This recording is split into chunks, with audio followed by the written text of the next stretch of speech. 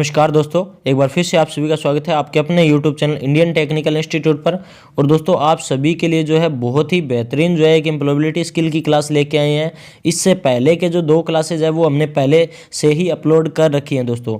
और उससे पहले हमने एक सीरीज़ अपलोड किया जिसके अंदर 7 क्लासेज थी, यानी कि अब तक आपको एम्प्लॉयबिलिटी स्किल सेकेंड ईयर की जो है 7 क्लासेज हमने अपलोड कर दी है। और वो आपको जो है इसी चैनल के ऊपर एम्प्लॉयबिलिटी स्किल सेकेंड ईयर के नाम से एक प्लेलिस्ट है, उसके अंदर आपको सारी की सारी क्लासेस मिल जाएगी। और उम्मीद करता हूं कि वो सारी की सारी क्लासेस आपने देख रखी है, क्योंकि बाद में ये जो है क्वेश्चन नहीं होना चाहिए कि हमें जो है सिलेबस करवाया नहीं था, हमारे जो पेपर है उसमें सिलेबस बाहर से आ गया था। तो आपका जो है सिलेबस आपको करवा रहे हैं, आपको क्लासेस ऑलरेडी दे रखी है, उसके बाद में भी आप क्लासेस नहीं देखते हैं तो वो आपकी जिम्मेवारी है और वो आपकी गलती है। तो आप जो है सारी की सारी क्लासेस को कंटिन्यूसली देखिए। दूसरा जो है, अगर आपने चैनल को जो है सब्सक्राइब नहीं किया तो चैनल को सब्सक्राइब कर लीजिए, क्योंकि आगे जो इसके बाद में आने वाले जो पार्ट है वो आपको तभी मिलेंगे जब आपका चैनल सब्सक्राइब होगा। तो चलिए दोस्तों देखते हैं कि आज का जो आपका पहला क्वेश्चन है वो आपके लिए क्या रखा गया दोस्तों।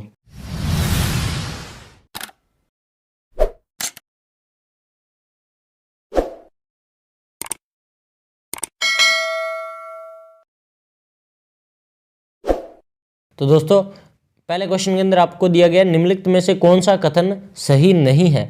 तो आपको नीचे ऑप्शन दिए गए हैं, ग्राहक को अटेंड करने से ज़्यादा अपने दोस्तों के साथ हंसी मजाक करना अधिक जरूरी है, यानी कि आपका ग्राहक को अटेंड करने से ज़्यादा अपने दोस्तों के साथ हंसी मजाक करना जरूरी है क्या? तो नहीं है सर। इसके बाद में ग्राहक को सुनना महत्वपूर्ण है, भले ही वे नहीं पूछ रहे, ग्राहक को सलाह देना ठीक है, या फिर अपना परिचय ग्राहक को देना महत्वपूर्ण नहीं है। तो देखो सिंपल सी बात है, आपको ये नहीं पूछा गया, ये क्वेश्चन गलत दे रखा थोड़ा सा। यहाँ पे ये होना चाहिए कि निम्नलिखित में से कौन सा कथन सही है। तो देखो ग्राहक को सुनना महत्वपूर्ण है, ग्राहक को सुनना महत्वपूर्ण है, ये इसका जो है राइट आंसर होगा, यानी कि ये अकेला जो है आपका सही है, बाकी सारे के सारे गलत है। यानी कि ग्राहक आपकी शॉप पे आया हुआ है और आप जो है अपने दोस्तों के साथ में बातें करने में बिजी है, तो वो आपका एक तरीके से गलत है। भले ही वो नहीं पूछ रहे लेकिन ग्राहक को आप सलाह दे रहे हैं, अपना परिचय दे रहे हैं, ये तो चीज़ें इंपॉर्टेंट नहीं है, लेकिन ग्राहक जो है कौन सी चीज़ की डिमांड कर रहा है वो आपका सुनना महत्वपूर्ण है ना। तो यहाँ पर ये क्वेश्चन होना चाहिए था कि ग्राहक निम्नलिखित में से कौन सा कथन सही है। तो आपको मैंने पिछली क्लास में भी जो है इस तरीके के क्वेश्चन करवा दिए, जिसमें देखो सही और गलत वाले, और नीचे नेक्स्ट क्वेश्चन के अंदर आपको दे रखा ना सही और गलत। तो आपको सही और गलत के क्वेश्चन मैंने इस तरीके से डाले हैं, ट्रू एंड फॉल्स वाले, ताकि अगर आपके पेपर में इस टाइप का क्वेश्चन आ जाए कि सही कौन सा है या फिर गलत कौन सा है, तो आपको पहले से पता होगा कि कौन सा सही है और कौन सा गलत है दोस्तों। अब इसके बाद में नेक्स्ट क्वेश्चन के अंदर आपसे पूछा गया है कि आप जैसे ही आप किसी ग्राहक के संपर्क में आए उनका अभिवादन करने की कोशिश करनी चाहिए। देखो सिंपल सी बात है, कोई ग्राहक आपकी शॉप पे आता है तो आप उसके साथ में अभिवादन आपको करना चाहिए, क्योंकि आप जो है उसको कोई सामान बेच रहे हैं तो उसको लगना चाहिए कि ये फेमिलियर है और आप जो है उसके साथ में अच्छे तरीके से बिहेव कर रहे हैं। तो ग्राहक के साथ में आपको जो है उनका अभिवादन करना चाहिए ना। तो हाँ जी करना चाहिए, सही है, ये कोई दिक्कत नहीं है। अब देखिए इसके बाद में नेक्स्ट क्वेश्चन के अंदर आपसे पूछा गया है कि ग्राहक सेवा निम्न के लिए महत्वपूर्ण है, ग्राहक सेवा निम्न के लिए महत्वपूर्ण है, सफल व्यवसाय के लिए है, असफल व्यवसाय के लिए है, बोलने का अभ्यास है या स्टोन है। अब देखो अब यहाँ पर आपका जो है ये ग्राहक सेवा निम्न के लिए महत्वपूर्ण है, तो सफल व्यवसाय के लिए ग्राहक सेवा बहुत ही महत्वपूर्ण है। इसका मेन रीज़न देखो, अब ग्राहक जो है उसकी अगर आप सही तरीके से सामान अगर उसको बेचेंगे, यानी कि सही सामान अगर देंगे, तो वो आपका सफल व्यवसाय होगा। रीज़न कि वो ग्राहक एक बार सामान लेके जाएगा तो दोबारा भी आएगा, तीसरी बार भी आएगा, और 2 ग्राहक और लेके आएगा। इसका मतलब कि आप जो है ग्राहक को जो है अगर कोई सामान बेच रहे हैं, यानी कि ग्राहक को बेहतर सामान बेच रहे हैं, ग्राहक की सेवा कर रहे हैं, तो वो एक सफल व्यवसाय का एक उदाहरण है दोस्तों। अब इसके बाद में नेक्स्ट क्वेश्चन के अंदर आपसे पूछा गया था कि गुणवत्ता चेतना आपको खालिस्तान देने में मदद करता है, खुद को और आसपास वालों को। गुणवत्ता चेतना जो होती है वो आपको जो है मूल्य देने में मदद करता है, खुद को और आप आसपास के लोगों को उत्पाद देने में, मुनाफा देने में, समय देने में। तो देखो गुणवत्ता जो आपका चेतना होती है वो आपका मूल्य, यानी कि असल में आपको जो है खुद को चेतना देने का काम करती है, खुद के बारे में जो है बात करती है। गुणवत्ता चेतना जो होती है वो मूल्य देने की में मदद करता है, खुद को और आपको जो है आसपास वालों को देने में मदद करता है। अब इसके बाद में नेक्स्ट क्वेश्चन के अंदर आपसे पूछा गया है कि फीडबैक क्या है, फीडबैक क्या है किसी बेचे गए प्रोडक्ट या ऑफर की सर्विस की प्रतिक्रिया या रिस्पॉन्स है, या पीछे किसी से बात करना है, या फिर किसी के बारे में बिना जानकारी के बोलना है, या फिर स्टोन जो है। अब देखिए आपसे क्या पूछा गया है कि जो आपका फीडबैक है वो असल में क्या है। तो फीडबैक देखिए सिंपल सी बात है, कोई आपने सामान बेच दिया और बेचने के बाद में जो है प्रोडक्ट से रिलेटेड या ऑफर की सर्विस से रिलेटेड जो प्रतिक्रिया होती है, जो रिस्पॉन्स आता है, उसी को तो अपने फीडबैक बोलते हैं ना। तो वही चीज़ आपका फीडबैक कहलाएगी, यानी कि इसका राइट आंसर क्या रहेगा, ए जो है आपका राइट आंसर रहेगा। अब देखिए इसके बाद में नेक्स्ट क्वेश्चन के अंदर आपसे पूछा गया है गुणवत्ता चेतना।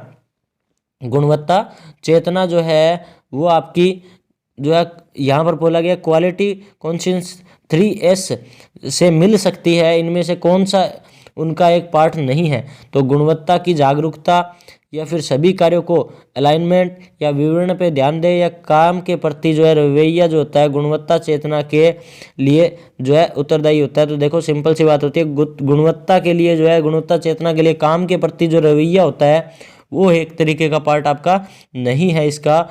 गुणवत्ता की जागरूकता है, सभी कार्यों की अलाइनमेंट है, या फिर विवरण पे ध्यान देना है, ये इसके अंदर जो आते हैं। लेकिन काम के प्रति रवैया जो होता है वो आपका इसके अंदर नहीं आता 3S के अंदर। अब इसके बाद नेक्स्ट क्वेश्चन के अंदर पूछा गया है फीडबैक प्राप्त करने के लिए कुछ तरीकों में शामिल है। फीडबैक प्राप्त करने के लिए कुछ तरीकों में शामिल कौन से हैं। तो फीडबैक फॉर्म असल में होते हैं, गूगल फॉर्म आते हैं, सर्वे टूल आते हैं, या ये सभी। देखो जब आप जो है कोई शॉप पे या फिर आजकल जो है इलेक्ट्रॉनिक आइटम लेके आते हैं तो आपके पास आता है ना कि रिव्यू, यानी कि आप जो अपना फीडबैक दीजिए हमें। तो फीडबैक के लिए गूगल जो है फॉर्म आ सकते हैं, या फिर फीडबैक फॉर्म निकाल सकते हैं, या सर्वे फॉर्म निकाल सकते हैं। तो देखिए यहाँ पर आपके लिए ये सभी जो है आपके हो सकते हैं, यानी कि आप गूगल फॉर्म भी निकाल सकते हैं, सर्वे टूल भी, या फिर फीडबैक फॉर्म, तीनों का यूज कर सकते हैं फीडबैक लेने के लिए किसी का भी। अब देखिए इसके बाद में नेक्स्ट क्वेश्चन के अंदर आपसे पूछा गया है कि फीडबैक का उचित उपयोग निम्न में होता है। फीडबैक का उपयोग जो है निम्न में होता है, तो कहाँ पर होता है, उचित सर्विस या सुझाव देने में, फॉर्म भरने में, लिखने के अभ्यास में, या फिर स्टोन। तो यहाँ पर देखिए आपका जो फीडबैक होता है उसका उपयोग होता है उचित सर्विस या सुझाव देने के लिए, इसका यूज किया जाएगा दोस्तों। उचित सुझाव या फिर सर्विसिंग जो है इसका राइट आंसर रहेगा। अब देखिए इसके बाद में नेक्स्ट क्वेश्चन के अंदर आपसे पूछा गया है कि अगर खरीदार उत्पाद सेवा से संतुष्ट नहीं है, अगर खरीदार उत्पाद सेवा से संतुष्ट नहीं है, विक्रेता पैसे वापस देगा, समरण देगा, या खुदरा देगा, या वापस देगा। या फिर देखो आपसे पूछा गया है कि अगर खरीदार जो है आपकी सेवा से या फिर जो आपने सामान बेचना है उससे संतुष्ट नहीं है, तो विक्रेता को जो है क्या देगा, तो पैसे वापस देगा ना। यानी कि आप कोई सामान लेने गए और सामान लेने के बाद में आपको सामान पसंद नहीं आया, तो अगर आपने पहले से बात कर किया और वापस आप देने जा रहे हैं तो आपको वैसे वापस देगा ना वो। अब देखिए वही चीज़ है। अब पूछा गया नेक्स्ट क्वेश्चन के अंदर कि कस्टमर सर्विस अप्रोच में हार्ट टेक्निक का अर्थ क्या है। यानी कि आपको जो पूछा गया है कस्टमर सर्विसिंग अप्रोच में हार्ट टेक्निक का उपयोग अर्थ क्या है। तो यहाँ पर आपसे पूछा गया है, ऑप्शन आपको दिए गए हैं, उसमें hear, appear, agree, response, relationship build, या फिर थिंक। ये सारी की सारी जो चीज़ें, यानी कि ये आपकी सारी की सारी जो चीज़ें हैं ये आपकी कस्टमर सर्विसिंग अप्रोच में हार्ट जो टेक्निक होती है उसके अंडर आती है दोस्तों। अब इसके अंदर जो है नेक्स्ट क्वेश्चन के अंदर आपसे पूछा गया है ग्राहक की ग्रीवियंस को हल किया जाता है, या फिर ग्राहक की ग्रीवियंस को हल किया जा सकता है। तो पूछा गया है गंभीर क्षमा याचना करने से, या फिर इश्यू को तत्काल सुलझाने से, या फिर जो है आपकी गलती को स्वीकार करने से, या दिए गए सभी। तो देखिए आपको पूछा गया है ग्राहक की ग्रीवियंस को हल किया जा सकता है कि गंभीर क्षमा याचना करने से, इश्यू को तत्काल हल करने से, या गलती को स्वीकार करने से। तो देखिए गलती को स्वीकार करेंगे तो भी आपका जो है हल हो सकता है, इश्यू जो है उसको हल करेंगे तो भी हो सकता है, या फिर जो उससे माफ़ी मांगेंगे तो भी हो सकता है दोस्तों। अब इसके बाद में नेक्स्ट क्वेश्चन के अंदर आपसे पूछा गया है कि हमें निम्न के लिए ग्राहक की ग्रीवियंस को सुनना चाहिए। तो यहाँ पर आपको ऑप्शन दिए गए हैं, उनके साथ सहानुभूति के लिए, गलती के लिए, क्षमा याचना के लिए, मामले को तत्काल सुलझाने के लिए। तो आपको ऊपर जो क्वेश्चन दिया गया था वही सेम, लेकिन उसकी थोड़ी सी लैंग्वेज अगर चेंज हो जाती है तो आपको किस टाइप का क्वेश्चन मिल सकता है, तो आपको बताया गया है। अब देखिए इसके बाद में नेक्स्ट क्वेश्चन के अंदर आपसे पूछा गया है कि कस्टमर रिलेशनशिप निर्माण में शामिल है। कस्टमर रिलेशनशिप निर्माण में शामिल है। तो आपको ऑप्शन दिए गए हैं ग्राहक की आवश्यकताओं को समझना, यानी कि आपके पास कोई कस्टमर आ रहा है तो आप उसकी अगर आवश्यकताओं को समझेंगे, वो कस्टमर रिलेशनशिप निर्माण के लिए ठीक है, तो सही है। अब इसके बाद है दूसरा, प्रतिक्रियाओं को शोधित करने के लिए ग्राहक का फीडबैक को सुनना। अब देखो, अगर आपको जो है सामान बेचना है, एक को थोड़ा सा अगर सामान ये गलत लग रहा है तो दूसरे को अच्छा देना चाहिए ना। तो ये चीज़ आपको पता कैसे लगेगी कि पहले वाले को गलत मिला था? तो पहले वाले से अगर आप फीडबैक लेंगे तो आपको पता लगेगा ना कि उस सामान के अंदर कुछ ना कुछ कमियां थी जिनको आप आगे सुधारने की कोशिश करेंगे। तो ये भी सही है। ग्राहक को जानकारियाँ बनाए रखना, ग्राहकों को जानकारियाँ यानी कि जानकारी देना, तो ये भी सही है। इसके बाद में अगर मैं बात करूँ तो यहाँ पर इसको राइट आंसर क्या रहेगा, तो ऊपर दिए गए जो तीनों आंसर है वो भी कस्टमर रिलेशनशिप निर्माण करने में शामिल है दोस्तों। अब इसके बाद नेक्स्ट क्वेश्चन के अंदर आपसे पूछा गया है कि जब ग्राहक सर्विस प्रोडक्ट से संतुष्ट होते हैं तो वे ब्रांड के प्रति खालिस्तान हो जाते हैं।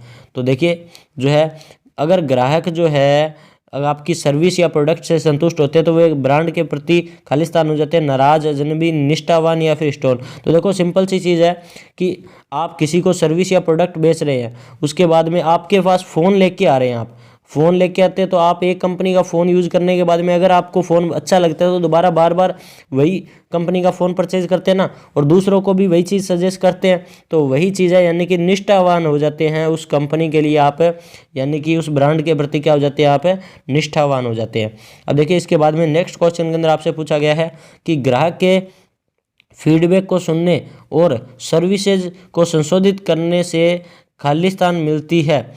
अब देखिए, ग्राहक के फीडबैक को सुनने और सर्विसिंग को संशोधित करने यानी कि उसमें कुछ ना कुछ चेंजेस करने में खालिस्तान में मदद मिलती है। तो ग्राहक के साथ आगे भी रिलेशनशिप विकसित करने में, लंबे समय के लिए ग्राहकों से रिलेशनशिप बनाने में, ग्राहकों के नज़दीक आने में, क्योंकि वे निष्ठावान ग्राहक बन चुके होते हैं। तो देखिए मैंने आपको अभी बताया था कि ग्राहक का फीडबैक जो है अगर सुनोगे और उसमें कुछ करोगे तो इससे क्या होगा कि ग्राहक आपके साथ में रिलेशनशिप बिल्ड करेगा, आगे भी लगा रहेगा।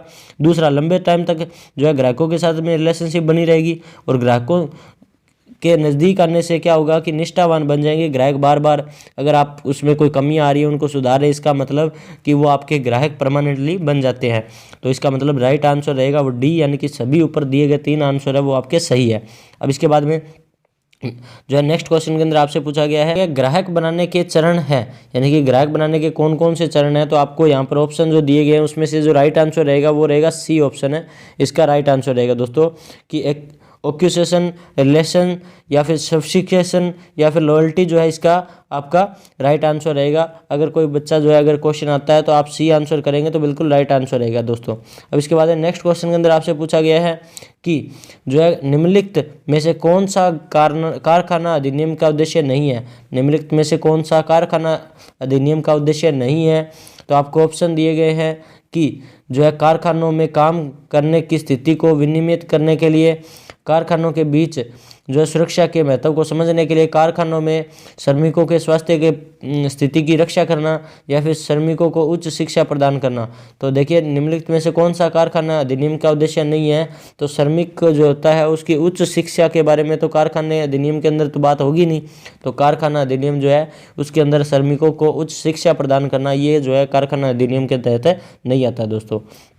अब देखिए नेक्स्ट क्वेश्चन के अंदर आपसे पूछा गया है कि 1992 में अप्रेंटिस अधिनियम को खालिस्तान के रूप में नाम दिया गया था, यानी कि आपको 1992 में अप्रेंटिस अधिनियम को खालिस्तान के रूप में नाम दिया गया था। तो शिक्षुता नीति, अप्रेंटिसशिप कानून या फिर अप्रेंटिसशिप नियम या अप्रेंटिसशिप अधिनियम।